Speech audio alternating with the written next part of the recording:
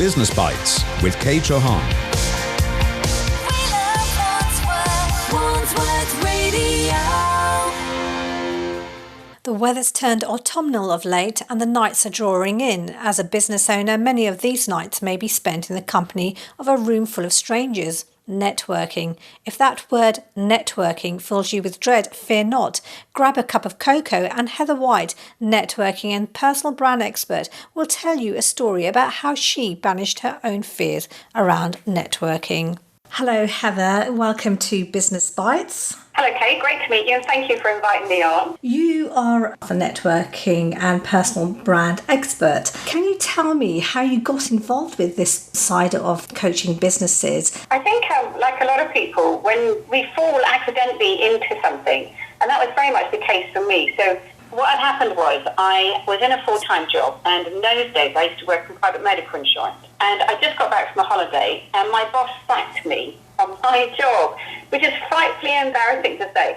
However, that was the truth of it. And I remember I was just turned 40, and the reason I was sacked is that my face didn't fit anymore. It was a conflict of personalities, and I know a lot of your listeners will be, you know, when they started their own business, they will be in similar positions where they were sort of sacked or redundant, and mine was no different in that sense. And I remember thinking to myself, you know, I've had enough of being with the corporate world. I want to do my own thing. Didn't have a clue, and I really mean didn't have a clue about what I was going to do, how I was going to do it. So I decided to carry on doing what I did in those days, which was to sell private medical insurance, and moved from Southampton to London. No contacts, literally no home. It was a terrible story. And set up my own business, and it failed. And one of the reasons why it failed was because I was so bad at networking. I mean, really, really bad. And I remember looking at networking and thinking, what is this? How do you do this? What is this about? So one thing I'm really good at is I've got quite an analytical brain. So I decided to try and work out how did networking work? Why was I so bad? And then also why were so many other people bad at networking? And eventually I worked it out, started to do it, did it well, and then people started saying to me, teach me what you do. And that is literally how Smarter Networking started back in 2001. In terms of the skills and experience that you gained from your life working as an employee, perhaps with the selling side of things, when you were selling private medical insurance, do you think that gave you kind of a good grounding, or did you really have to learn things from scratch? Oh no, I'm really learning things from scratch, because when I use the word selling, in those days, I had to be sort of said I was given my account, so I didn't really have to sell. I would sort of say I was a good customer relationship person rather than pure sales. And I think that was the grounding that really helped me, was the fact that I was good at building relationships, or I am good at building relationships.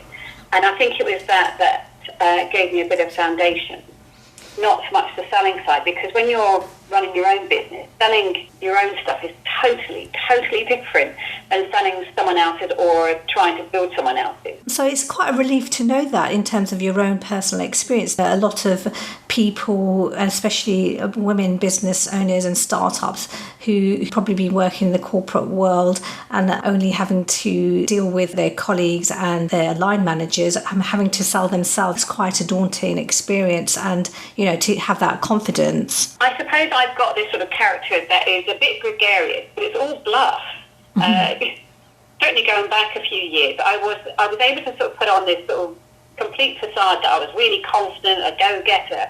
And inside, I was absolutely scared witless. And I sort of bluffed all the confidence. I wasn't your typical go-getting sort of person. It was all, I was so scared of failing, and I was so scared of having to go and find a job, that I thought, somehow or other, I've got to make this work. I mean, that anyone who sets up a business, and I'm no different to anyone else. I mean, it was, there was fantastic highs in the early days, and there was some seriously bad lows as well. And I think the thing that kept me going was just simply my character, on the motivation on, if this fails, I've got to go and find a job, and I didn't want to go and find another job. As anyone who's starting up their own business, networking is one of the many things you have to do. So are you finding that businesses are doing it enough? And if they are they doing it properly? So it depends on your business as to how much networking you need to do, whether or not that's online or offline. So my opinion is this, is that I think a lot of businesses who are service-based need to to network a lot more. However, a lot of businesses get sucked into some of this real false networking. When you look at the word networking, for most people, it either turns you on or turns you off. If I just sort of quickly explain how I see networking, it will make sense whether or not I believe businesses are doing it properly or not. So, first of all, networking for businesses is simply part of your market. The trouble is that you have to turn up. It's you that have to be out there and doing this thing. And, and for some people, this is really, really hard. Going to the right places, finding the right people, saying the right stuff, having the confidence to go and do it. There's lots of psychological issues that can get in the way, which is quite difficult. But when it comes down to if we believe that people still buy from people first more than they buy anything else, which means you've got to show up. But then it's showing up in the right way. And I think a lot of businesses do put in the effort, but don't get the rewards. And that's because of a number of factors, which perhaps we could talk about. And I think most businesses, unfortunately, don't do it right. They either turn up and they're really nice and they're lovely and people really like them, but then they don't convey the right message. And then there are other people who just turn up, here's what I do, and then people go, ugh, don't like that because you're too blunt. So, and networking is the bit in between. I mean, I absolutely agree with you. Even I find it a bit difficult when it's about selling myself. What do you do when you're in a situation where you've met a really nice person, but you know that you have to definitely move on because you're just not a right fit for your business? Is it something that you've ever had problems with? How did you get around that? I absolutely. And I still have that same problem today. So there's two issues here. I think one is selling yourself, and I think the other one is actually how do you get yourself out of situations where, you've met a great person, but it's not the right person for you. And obviously, when you're going to network events, it is about, to some degree, moving around. So let me do the first bit, which is self-confidence and selling yourself. I actually totally believe that when you go out to network, as in you go into a networking event. Now, quick caveat on this one. Not all great networking is going to networking events. For anyone listening where you're sitting there going, yeah, but I hate going into a room of lots of strangers trying to do little talk, that is not how real good networking really works. So for me, going to a networking event is because I need to meet certain people, or I need to increase my profile, or there's something on that I really find interesting. So that's the first thing. If you are the type that hates going to networking events, and I totally understand that, then what you want to do is really make your networking more on a one-to-one basis. So think about the people you already know and make sure that you're having coffee conversations with them, getting out, having a chat, catching up, seeing what's going on. And in there, what you're then trying to do is to convey what you're good at, what you're an expert at, so that if they know anybody, they can make a recommendation. So that's the first thing. You don't have to go to networking events in order to network. However, if you are going to a networking event, and no matter what, there is a point when you've got to sell yourself.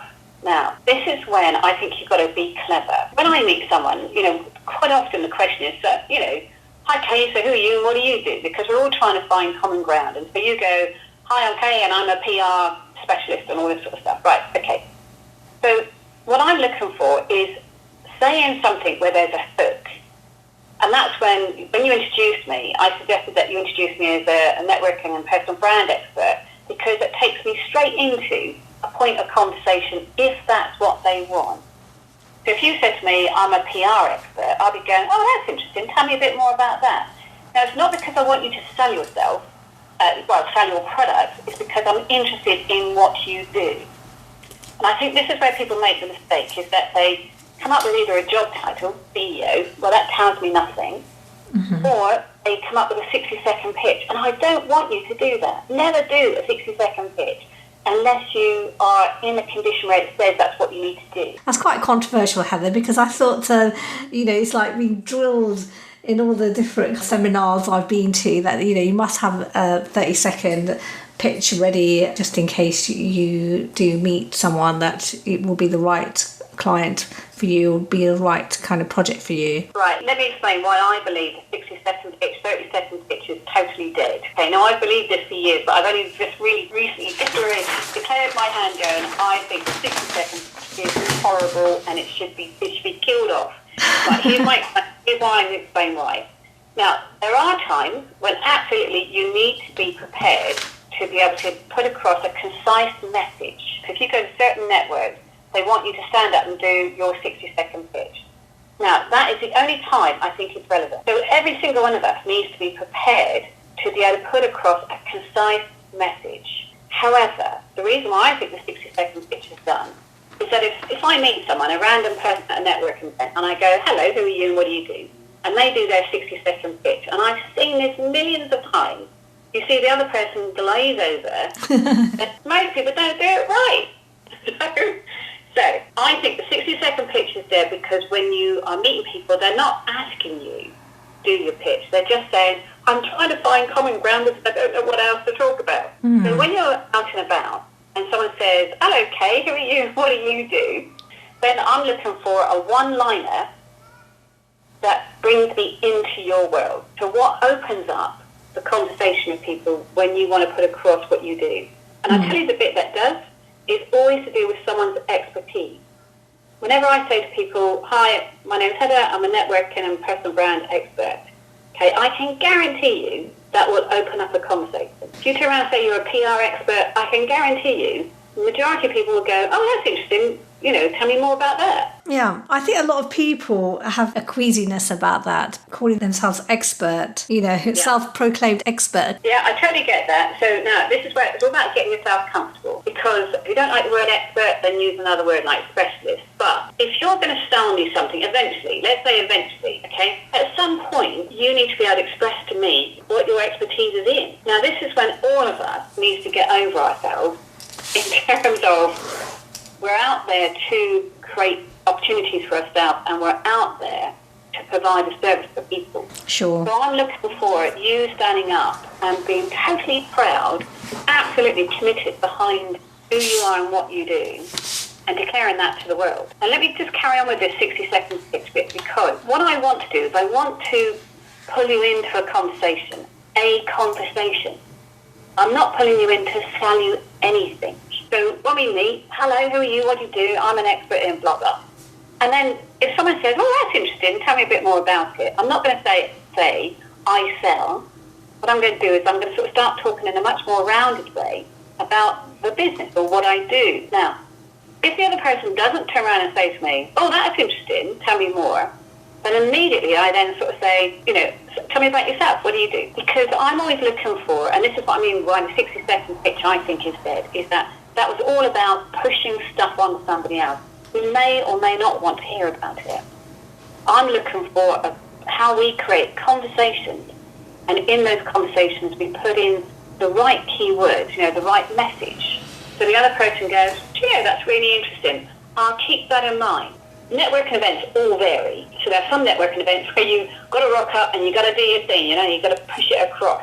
Okay, now I get that completely. But a lot of times, when people turn up, they are not there to buy. Everyone is there to sell. So in that case, if everyone's there to sell, if I try and rock up and go, right, Kay, I want you to buy my services, and it's not the right time for you, I'm not the right thing for you, what it does, it leaves a nasty taste in the mouth if people are too gregarious with, come on, Kay, come on, is this on? Is it no? Okay, all right, Kay, fine, move on. It's not the right thing to do. My ambition is to get people in the right place, that they're building relationships so that when the opportunity comes round, people are much more willing. But these networking events, when everyone's pushing, no wonder people are turned off. I hate it, absolutely hate it. Stay tuned. After this, Heather will go into how to work a room as well as provide her top 5 tips on successful networking. Business Bites with Kay Chauhan. We love Wandsworth Radio. Before the break, Heather White explained the importance of confidence in selling yourself while networking. Now she'll explain what happens when you have to work a room, and of course her 5 top tips for successful networking. You do sessions on how to work a room, so what would your strategy be then? Okay, so when you're looking at a strategy and going to a networking event, stage 1, go to the right networking event. So the first thing, quite obvious, is who's your buyer. When you realise who your buyer is, so I'm going to work down who my buyer is, as an example, just to give you an example. So my buyers are HR, sales and marketing, learning development partners. So that means if I'm going to an HR networking event, let's say I go to the Chartered Institute of Personnel Development, as an example. So I'm in a room surrounded by HR professionals. If I turn up and they go, hello Heather, who are you? And I go, hi, my name's Heather White from Spark Networking. What I do is I sell online training programs. I also do face-to-face coaching, training and speaking. I've been doing this since 2001 and I achieve amazing results. And those results would include blah, blah, blah. Do you know how quickly I'm going to get kicked out from their networking event? Pretty fast. I mean, really quick. So anyone who goes to a buyer's event, what you have to do is when you turn up, and this is the strategy, is that you turn up to be part of their group, not there to sell. Okay. You're there to find and build relationships, not to sell. You're about building the relationship over a long-term basis. So these are people that can be with you for the next 5, 10, 15, 20 years. So you don't want to go in with this one-touch approach, going, right, okay, I'm going to get in there, going to get all these business cards, I'm going to follow up the next day. Absolute rubbish. So when I'm networking with HR, I take my time because I want to build respect, I want to build trust, I want to build the long-term relationship so that when the time comes around and they're looking for an expert like me, I get the call. And that's my strategy. So I'm clear about my message, I'm clear about how I need to behave, and I'm clear about how these guys want to buy. But do you go in with a sense of how many people you should be speaking to, how long you should be speaking with them? I mean, do you actually go in with a clear idea of, I'm going to speak with X number of people, I'm definitely going to speak to that person that I really want as a client? I know I don't have a fixed idea at all. It really does depend on the networking event I'm going to. So if I'm going to one where it's more of a, say, a conference, for example, where there's a keynote speaker I want to meet, and maybe 2 or 3 other people at that conference I want to say hello to. Therefore, I might only meet 2 or 3 people on that one occasion, simply because that is all I actually need to do. There are other networking events I might go to where I would probably go around and meet, I don't know, maybe a dozen people. But I don't think you should set yourself targets, because it all comes down to the conversation you need to build and the quality of the person that you're meeting. So, don't get me wrong, when I'm talking about networking, I am there to create business opportunities for myself. But I have to take into consideration the way that people buy my types of service. And everyone else out there listening to this needs to understand that as well. So if you're selling to another SME, I'm a small, medium-sized enterprise, and I go around and sell to other SMEs, the action can be a little bit quicker. If I'm trying to sell to HR, the action is very slow because there's normally a 12-month, maybe 18-month, even 2-year lead-in before they're ready to actually buy my services. So what I'm looking to do over a period of time is to build up sufficient quality contact so that over a period of time, the business will come in. So you'll get either they buy from you direct or they recommend you onto their contact. And this does take time. So no, I don't think you should go into some networking events with an objective to say how many people you're going to meet. I really do not believe in at all this approach of taking networking and making networking selling. You sell yourself. You sell the idea of what you do, and then you build the relationships. And quite often the relationship comes first before anyone will buy. That's great, Heather. I just want to turn to very quickly. You did this really interesting survey, networking effectiveness survey last year, which I've been reading through, and it's got a lot of information, and people can find it on your website, which is Smart Networking. Yeah, it's smarter-networking.com. Okay, and one of the things that interested me was the bit about using the blended approach to building a personal brand. It's got lots of nuggets of very interesting information. Can you just explain that a bit? Yeah, because when you are building your personal brand, it is coming at it from a blended approach. So you've got not just what you say, but also where else you're going to sort of show up. So this is when sort of social media really sort of comes into its own, really. And that's very relevant to today's businesses, because you can't do much without social media. Yeah, totally, without a shadow of a doubt. And I think in itself it brings its own pressures, and in itself it brings its own brilliant opportunities. What I'm looking for is making sure that I'm consistent across all avenues that I personally use in order to promote me and my business. Now, the reason why I use a blended approach is because one thing people still do when they're buying something is they check us all out, don't they? And yes, indeed. All professional stalkers nowadays. So what I'm looking for is that when you meet me, you also meet the same character and the person online as much as you do physically. or if you met me online, then when you meet me physically, I'm the same sort of person. So what you're getting now is I'm not performing for you. I'm just being me. This is Heather. I just love doing what I do, and I'm all bouncy and energetic, I hope, and, really want to sort of help people. And that's how I also want to make sure that I come across in all of my social interactions as much as my physical interactions as well. So I think the blended approach is all about getting that quite clear, because there's nothing worse when someone meets you physically, then they see your online stuff and go, I have a bit of a conflict here. I don't know if it's the same person. I'm confused. And the second someone feels confused, there's a seed of doubt. And a seed of doubt is not good for anyone who's running their own business. Okay, so we don't have much time left. So I just wanted to find out if you have a top 5 that you can leave our listeners with in terms of things that they need to think about when networking. Okay, so some of the stuff I've sort of covered, but let me sort of really be concise on this. I think one of them is really identify who your buyer is. There's nothing worse when people sort of say, yeah, well, anyone can buy my stuff. Because from a networking perspective, it doesn't work, because you end up doing too much scattergun. So I would say really focusing on 1 or 2 client groups and then get into their network so that you can really sort of develop a depth of relationship within those, and that does work really well. I think 2, get really clear about your keywords. I mean, we all see this nowadays with Twitter, 140 characters, and doing a Google keyword search and those sort of things. So I would look at yourself as a Google keyword search. If I were to type in keywords that would get to you, what would they be? Once you get those done, in any conversation across all your social media, that's the one that you repeat. So for me, networking personal brand expert is the 3 keywords that I use consistently across all of my messages. And I think it's a case of building your confidence, because once we've got the other 2 done, where you know who your buyer is, you know what your key message is, then we need to look at building your confidence. And I always think if going to networking events just fills you with terror, don't do it. Just go out and just have as many coffee conversations with people that you know as you can. And what I did in the old days, and probably still do to some extent, is I would do something every day that would build my confidence. Think about something that scares the heck out of you, and then what you do is you just do a tiny bit of something towards breaking down that fear every day. So then you build up your confidence, because I promise you, your clients will push you to the hilt. And the more confident you are in the way that you present yourself and the way that you do what you do, the better it is. I think the other one as well is the follow-up. What was the point of meeting me if it's not to follow up? So what I do is I have a process. I'm a disciplined follow-upper.